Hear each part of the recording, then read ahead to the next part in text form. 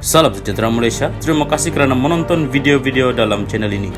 Sebelum kita mula, jangan lupa untuk tekan tombol subscribe, share, like dan komen. Let's go! Salam sejahtera dan selamat malam kepada seluruh rakyat Malaysia dan pendengar berita panas malam ini dipetik dari Malaysia Kini bertajuk Jemputan sertai putra sesuai dengan perjuangan saya, Dr. M. Berita penuh, Tun Dr. Mahathir Mohamad di Pelawa menyertai Parti Bumi Putra Perkasa Malaysia Putra serta menjadi penasihat parti itu, dan kini negarawan itu sedang memikirkan tawaran berkenaan dengan mendalam. Menurut Dr. Mahathir, Presiden Putra Datuk Ibrahim Ali telah mempelawa beliau untuk menyertai parti berusia 4 tahun itu selepas ahli Dewan Tertinggi Putra yang bermesyuarat hari ini bersetuju menjadikan beliau sebagai sebahagian daripada keluarga Putra. Setakat ini, saya tak nampak sebab yang saya tidak boleh terima untuk sertai Putra, tetapi saya selalu beri masa kepada saya untuk memikir dengan mendalam sebelum buat keputusan. Jemputan untuk saya sertai Parti Putra sesuai dengan perjuangan saya. Saya akan meneliti sama ada sesuai atau tidak dengan saya. Kalau sesuai, saya akan buat permohonan untuk menjadi ahli. Kemudian kalau nak bagi saya jadi penasihat, bolehlah saya jadi penasihat, katanya pada sidang media di Yayasan Kepimpinan Perdana di Putrajaya hari ini. Dr. Mahathir baru-baru ini keluar daripada Parti Pejuang yang diasaskannya, dan ia dimaklumkan dalam satu notis kepada Setiausaha Agung Pejuang Datuk Amiruddin Hamzah, ekoran tindakan parti berkenaan memutuskan hubungan dengan gerakan Tanah Air GTA. Sementara itu, Ibrahim berkata keputusan Putra menjadikan Dr. Mahathir sebagai penasihat dan jemputan sebagai ahli parti adalah atas pengalaman luas beliau dalam arena politik selain tekad memperjuangkan nasib kaum Melayu di negara ini. Putra yakin Tun Dr. Mahathir boleh sumbang pelbagai buah fikiran dan idea serta strategi untuk sama-sama menggerakkan Parti Putra, khususnya menggerakkan perjuangan bangsa, katanya, yang turut menyerahkan borang keahlian, surat pelantikan penasihat dan surat jawapan kepada Dr. Mahathir. Salam sejahtera dan selamat petang kepada seluruh rakyat Malaysia dan pendengar berita panas hari ini dipetik dari Malaysia Kini bertajuk Muhyiddin, saya bukan seperti golongan perompak lain. Berita penuh, selepas disoal siasat oleh SPRM, bekas Perdana Menteri Muhyiddin Yassin menegaskan dia bukan seperti golongan perompak yang lain. Muhyiddin menjelaskan dia telah dipanggil oleh Badan Pencegah Rasuah itu bagi membantu siasatan sebagai saksi dan bukannya suspek berhubung program Jana Wibawa untuk kontraktor Bumi Putra di bawah pentadbirannya semasa menjadi Perdana Menteri.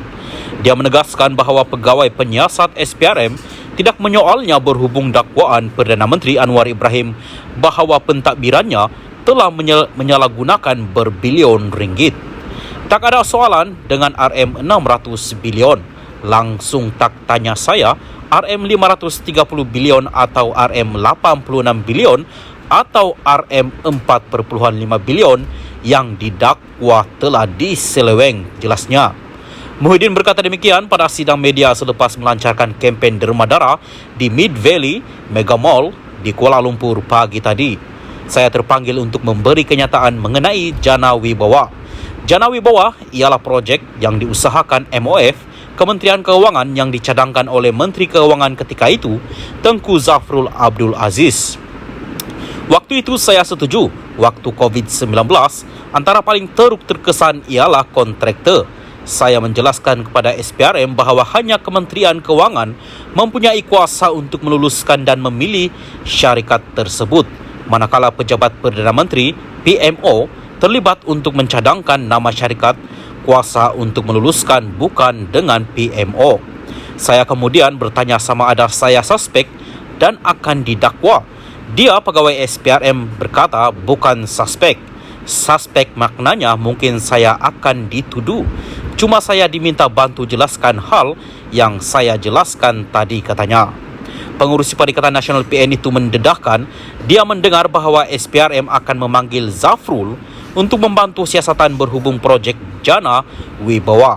Itu terpulang kepada mereka untuk mendapatkan penjelasan daripadanya. Zafrul, Rabu lalu, Timbalan Perdana Menteri Ahmad Zahid Hamidi mengumumkan bahawa kelulusan bagi projek pembangunan luar bandar bernilai RM5.7 bilion ringgit di bawah program Jana Wibawa telah dihentikan sementara sehingga prosedur perolehan dan perbelanjaan yang ditetapkan oleh perbendaharaan dipatuhi.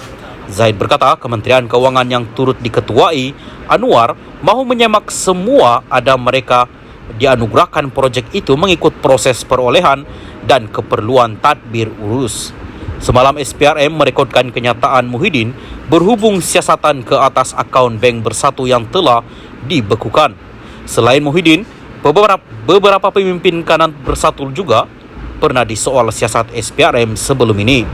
Dalam sidang media hari ini, Muhyiddin menegaskan bahawa SPRM menyoalnya semata-mata berhubung projek Jana Wibawa menunjukkan bahawa dakwaan Anwar terhadapnya bertujuan untuk mencamarkan nama baiknya.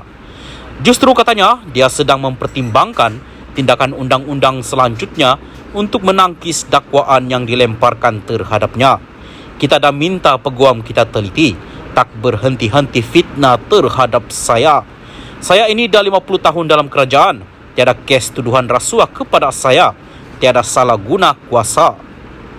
Saya ikut undang-undang, saya nak tegaskan, saya pegang teguh pada keluhuran undang-undang, tapi mereka tak yakin.